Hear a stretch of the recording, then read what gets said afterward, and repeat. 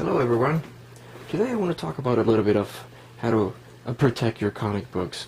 There's a lot of good information around there in the web or in the videos that they tell you about the backs, the boards, what type of sizes and everything that there is. Today I wanted to show you a little bit of how I take care of my comic books. Everybody does it differently. There's different ways of doing it. I just wanted to show you guys how I take care of my comic books. So when you talk about taking care of your comic books, we need to talk about bags and boards. So let's start with bags. When it comes to the bags, there's basically two types of bags. You have your regular polypropylene or polyethylene bag and your Mylards. They are different in the type of material that they're used. And when it comes also to bags, you have different sizes. Depending on when your comic book came out, it can fall into one of the different comic book eras, which to not go into too many different ones. You basically have your golden age, your silver age, and your current or modern age. Now for when it comes to bags, I like to use silver age. The reason why I use silver age is because for the most part, it holds any comic book that has been released since 1970 or so. So I don't like to have two type of bags. If this is a comic book, should I have to use a modern bag? If it's an older book, should I need to have a silver bag? I just like to have one type of bag and board that fits, for the most part, all of my comic books. In terms of price, silver and current or modern, they're the same. They don't vary, or at least all the times that I have bought boards and bags, they're always the same. So here you have your common polypropylene bag. This is an Ultra Pro bag. This is the Ultra Pro brand. This is the most common one that I have seen in comic book stores. You have your BCW, you have your Comic Care. They're essentially all the same. And then here you have your Mylights bags. This Mylights bag is from E. Gerber. BCW have its own Mylar bag. Mylar it's not the brand. Mylar is the name of the material, I think, that they have give. And this is Mylights 2.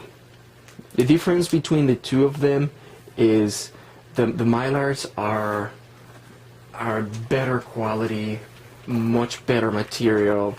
They don't get the wrinkles that your regular, this is a regular polypropylene bag and this is a Mylar bag.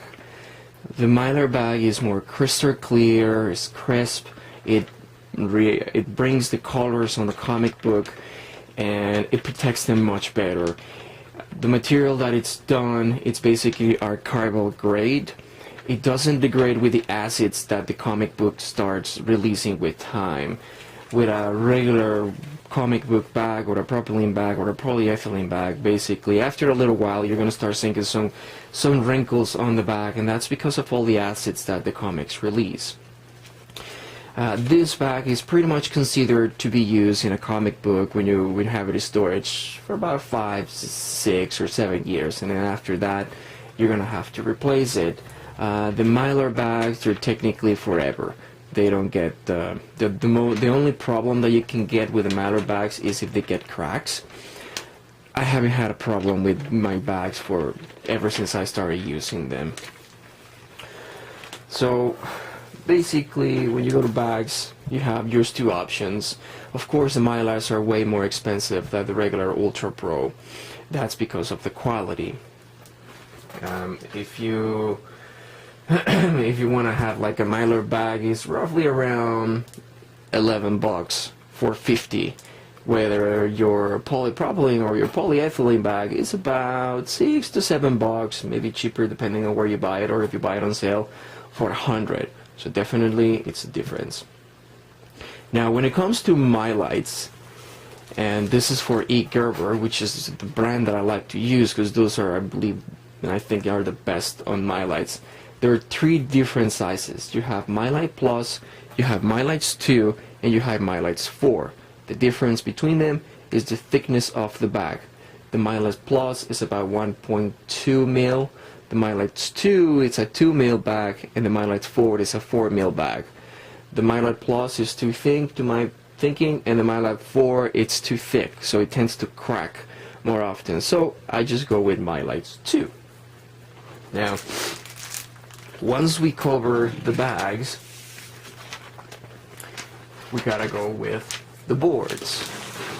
When it comes to comic book boards, or backboards, whatever you want to call them, you basically have 3 different types of comic book boards. You have your regular acid-free comic book board, which is shiny on one side and matte on the other side. You have your cheap cardboard board. This is basically nothing more than a cardboard. It's white on one side, brown on the other side. Some comic book stores, they give this for free. When you buy a comic book, they give you the bag and the board, a regular comic book bag and this board. And then you have your full back. Your full back is an archival type of comic book board.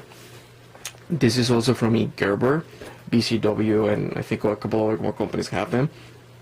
This is double coated from both sides, carbon coated comic book. This is considered archival. It's inert, so again, it doesn't react to any of the acids of a comic book that it releases with time. And when it comes to the full backs, they're very, very thick.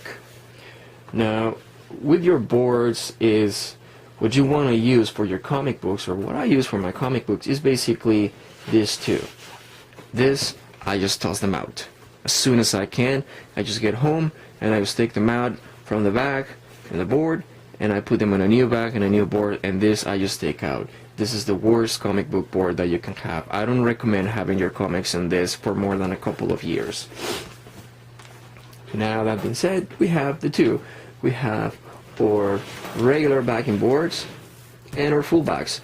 For the regular boards, basically, pretty much all of them have the shiny side. The shiny side means that it has an acidic-free coat that protects the comic books. Now, some people ask, I've been reading about it on the internet, that some people ask, well, which side should I use, the shiny side or the matte side? You want to use the shiny side. The shiny side is the one that has the protection for your comic books. The matte side, it doesn't. If you want to know, the shiny side feels soft to the tact. The non-coated one feels a little bit roughy. It's also smoother on the corners, the shiny side. Or if you put it on the light, you can see the reflection of the light on the shiny side, which is the acid-free coat. On the other side, you don't see anything. You don't see your light reflected. Also, as a little quick tip that I found out and I noticed whenever I've been buying the boards, is that the side that you want to put your comic books is the side that comes at the top of the comic book package. So if you have your comic book package, so here is your shiny side and here is not. So that's how you can do it. Again, same as the backs, the comic book boards have different sizes. So make sure that you buy the proper size of your comic book board for your comic book bag, otherwise you're going to have a lot of trouble. If it's too big, it won't fit on the back, and if it's too small, you're going to have too much of a space in between the board and whatever is left of the back, so your comic won't be really protected. Now, we have here our full backs. This is double carbon coated cardboard, or sorry, double carbon coated comic book board. E. Gerber has 2 types of the bags. Basically, they have a full back and they have a half back. The difference between them is the thickness. The half back, I believe, is the same thickness as a regular comic book board, and the full back is twice as thick as a regular comic book board. So this, I don't know if you can notice the thickness between this and this. They're pretty flimsy, and these ones are pretty sturdy. These ones, again, comes with a price. A package of 50 full bags, it's basically around 20, once you add the shipping and all that, it's around about 22 bucks for a pack of 50. And a package of 100, it's about $10, $11 depending. This, together with the Mylar, it's the perfect protection for your comic books, and this is great, don't get me wrong. Using the regular acid-free in your regular bags is also great, but the Mylars and the full backs, I will use it for comic books that are the value is high, or I'm recommending comic books that are over $50 or more, or that if it's really a rare comic book, even though the price is not that great, it's not that high, then you can use it as an alternative. For full backs, if you want to have the same sturdiness protection, you can use double boards. Even if you do double boards, you're ahead of the game. It's a little bit cheaper than just having your full backs. Plus, it's easier because to get the full backs, I haven't found a comic book store that really has them. It's very rare that a comic book store has them, and when they have it, it's pretty expensive. You're better off just ordering directly from eGarver. And the regular boards, you pretty much, same as the bags, you pretty much get them everywhere. So now that we know that we have our bags, we have our boards, we have different sizes, and again, when it comes to that, my recommendation is go with silver. You won't go wrong. It'll fit all of your comic books. So now that's what we have that. Then let's talk about how to put your comic book in the bag. So here we have the comic book.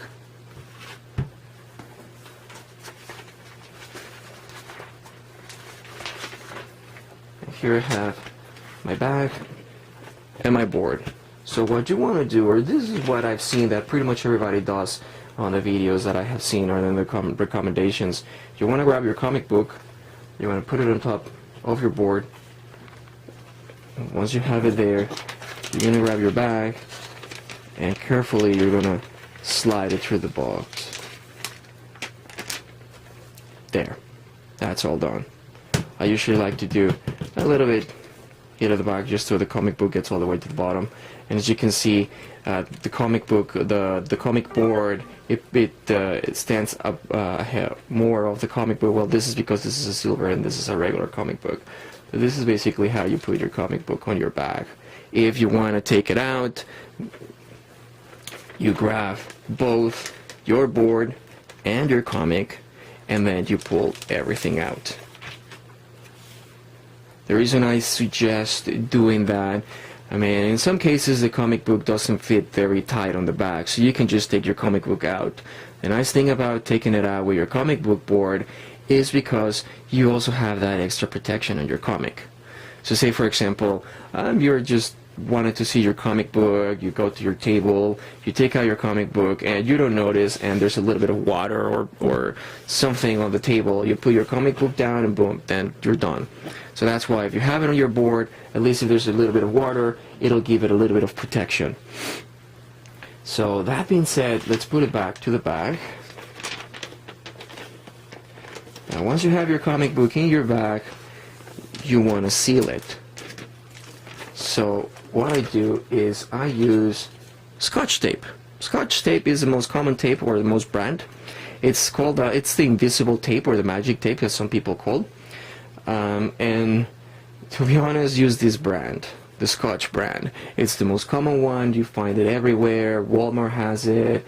Any Office Depot or any office supply has this Scotch tape. There are other brands. I have tried a couple. No one is as good as this when it comes to putting on your comics. Here is just one cheapy one that I tried to use once. I didn't like it. The glue, it was kind of like too hard, and when I was taking it out, it was ripping up my back, so I don't use it. The other thing that I started to use is the 1/2 inch tape.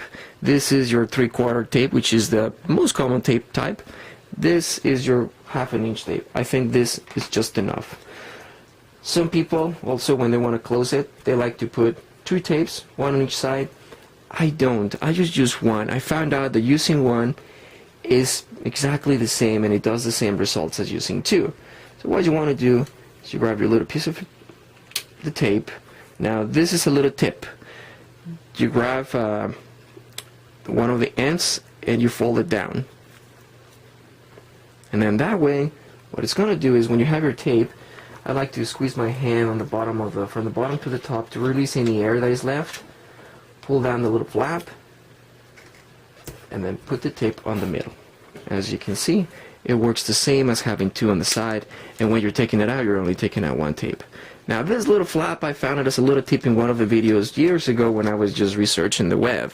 And it's pretty cool because when you want to take out your comic book out of the back, all you do is you grab a little flap, and boom, take it out. That's it. Easy. If you don't have that little flap, what you have to do, what you will have to do is you will grab your bag, and you're going to have to squeeze your finger under the tape to take it out, but sometimes you ended up damaging the tape. So with a little flap, you remove it, and it's done. I also like to put the flap on the flap side of the comic book bag, on the top, here. Because when you remove it, it's going on the same way that the bag is going. If you do it the other way around, you could end up ripping up the comic book back. Now you will ask, why would I remove it all from the back? Well, when you want to take your comic book out of a bag that is sealed, you gotta be very careful. If you leave the tape, you could end up damaging your comic book. So what you want to do is you want to tape your tape, and either you put it on the table, or you can either put it back on the back on the side, then take your comic book out. If you will leave the tape, it'll be stuck here and you can have your comic book. There's been many horror stories where people just pull out the comic book without taking the tape out, and they ended up stuck in the comic book and either breaking it or damaging the comic book. So don't do that. Another don't that I really recommend, and this is something that I was doing for years until I really catch up on me and say, okay, I gotta stop. This is another don't. Here I have one comic book, and on the back I have another one. This is a no, because, well, one, the bags are only designed for holding just one comic book, not two. So you're putting a stress on the bag, and you're also putting a stress on the comic book. Not only that, when it comes to organizing your comic books and you want to look through them, it's really painful when you have to look at one and then, oh, what's in behind, and then it's here. Or if you have it in comic book bags, in comic book boxes, then you're going to flip through them and you're going to see, oh, where's the other one? What's behind it? So that's another reason why not to do that. And another main reason, other than the stress that is put in the comic book, your regular boards and the cardboards, there's not protection on the back. So you don't want to have a comic book in an unprotected side. So this is a no-no. Just put one comic book in one board back with one board, and then you'll be good to go. You'll be perfect. You'll be golden. One last thing that I wanted to show you guys is what eGerber call archives. Yes. Archives is basically a little bit more of an oversized Mylar bag. Here I have one. This is an archive bag. I put a little comic book board there. So this basically, it's a larger size Mylar with a little flap on the top, and it helps you out to, when you have your comic book, it helps you to give that little extra protection that you want to have on your comic book.